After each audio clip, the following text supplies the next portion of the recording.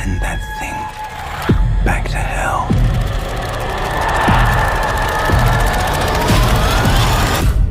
9 seconds.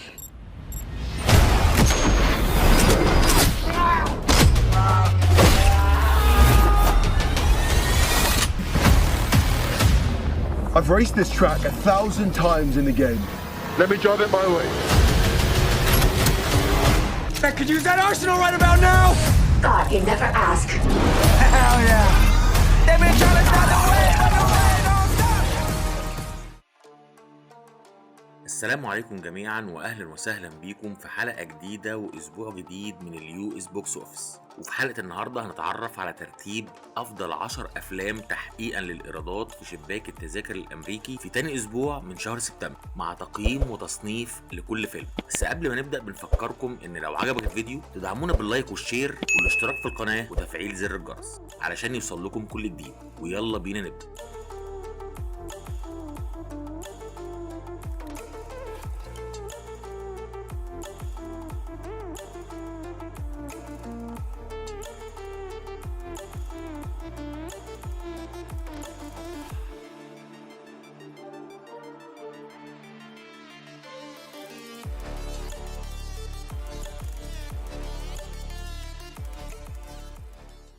وهنبدأ قائمتنا بالمركز التاسع بفيلم الانيميشن تينيج ميوتنت نينجا تيرتلز، واللي تراجع من المركز السادس في سادس اسبوع عرض ليه. الفيلم من نوعية افلام الانيميشن والاكشن والمغامرة، وحصل على تقييمات 7.3 على موقع IMDb بإجمالي تصويت 31,000 صوت، وحصل على 92% من تقييم الجمهور وعلى 96% من تقييم النقاد. الفيلم حقق الأسبوع ده إيرادات 2,600,000 دولار في السينمات الأمريكية، وبكده يكون حقق إجمالي إيرادات في 6 أسابيع عرض 161,327,000 دولار في السينمات الأمريكية والعالمية. Enough talk! I dream about fighting every night! You've got a rage problem, right? It's not a problem!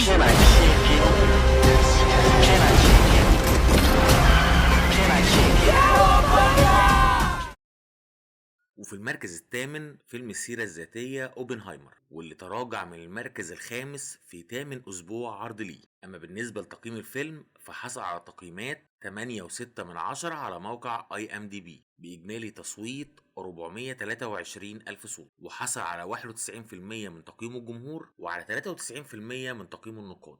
الفيلم حقق الأسبوع ده إيرادات 3 مليون دولار في السينمات الأمريكية، وبكده يكون حقق إجمالي إيرادات في 8 أسابيع عرض 890,988,000 دولار في السينمات الأمريكية والعالمية.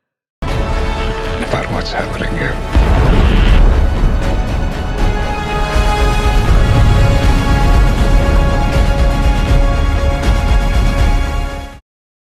في المركز السابع فيلم الأكشن جران توريزمو، واللي تراجع من المركز الرابع في 3 أسبوع عرض ليه. الفيلم من نوعية أفلام الأكشن والمغامرة والدراما، وحصل على تقييمات 7.4 على موقع IMDb بإجمالي تصويت 21,000 صوت، وحصل على 98% من تقييم الجمهور وعلى 64% من تقييم النقاد. الفيلم حقق الأسبوع ده إيرادات 3,375,000 دولار في السينمات الأمريكية، وبكده يكون حقق إجمالي إيرادات في 3 أسابيع عرض 93,385,000 دولار في السينمات الأمريكية والعالمية.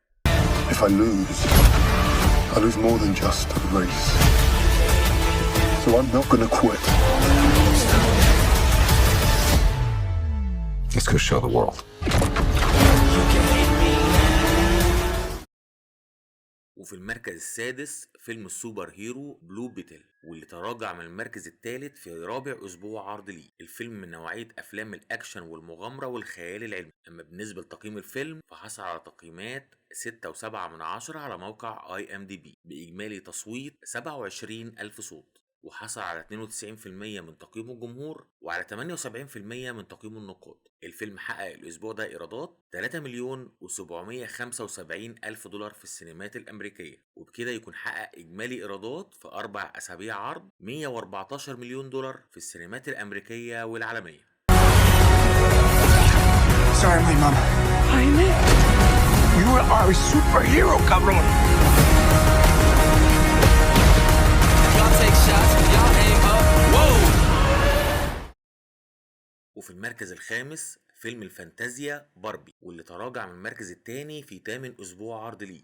الفيلم من نوعية أفلام الفانتازيا والمغامرة والكوميديا، وحصل على تقييمات 7.3 على موقع IMDb بإجمالي تصويت 290 ألف صوت، وحصل على 83% من تقييم الجمهور وعلى 88% من تقييم النقاد. الفيلم حقق الأسبوع ده إيرادات 5,900,000 دولار في السينمات الأمريكية، وبكده يكون حقق إجمالي إيرادات في 8 أسابيع عرض 1,402,000,000 دولار في السينمات الأمريكية والعالمية. This is the real world. What's going on? Why are these men looking at me? Yeah, they're also staring at me. وفي المركز الرابع أول فيلم جديد معانا للأسبوع ده فيلم الأكشن الهندي جوان، والفيلم من نوعية أفلام الأكشن والإثارة والغموض. أما بالنسبة لتقييمات الفيلم فحصل على تقييمات 7.9 على موقع IMDb بإجمالي تصويت 36 ألف صوت، وحصل على 90% من تقييم الجمهور وعلى 93% من تقييم النقاد. والفيلم حقق إيرادات في السينمات الأمريكية 6,191,000 دولار، وبكده يكون حقق إجمالي إيرادات عالميا 7,562,000.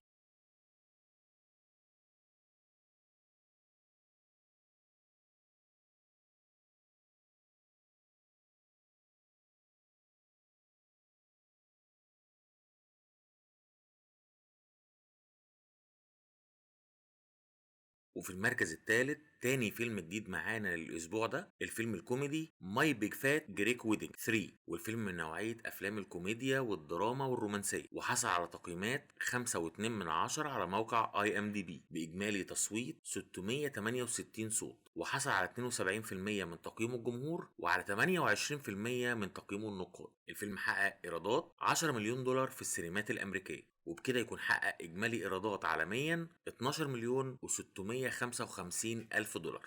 Who wants souvlaki? Paging Souvlaki.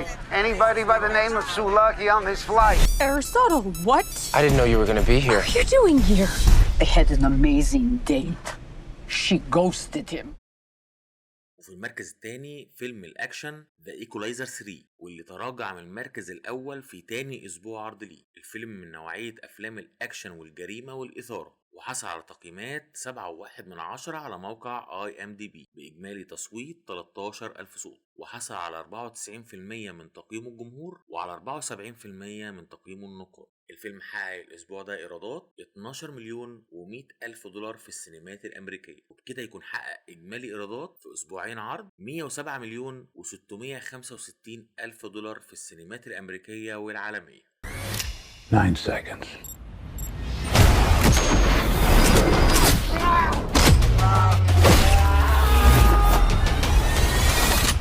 Do I look like a killer? في المركز الأول والمتصدر البوكس أوفيس للأسبوع ده فيلم الرعب ذا نان 2، الفيلم من نوعية أفلام الرعب والغموض والإثارة. أما بالنسبة لتقييم الفيلم فحصل على تقييمات 6.1 على موقع IMDb بإجمالي تصويت 6,200 صوت، وحصل على 75% من تقييم الجمهور وعلى 45% من تقييم النقاد. الفيلم حقق إيرادات في أول أسبوع عرض ليه 32,600,000 دولار في السينمات الأمريكية، وبكده يكون حقق إجمالي إيرادات 85,300,000 دولار في السينمات الأمريكية والعالمية. I'm scared too. You send that thing back to hell.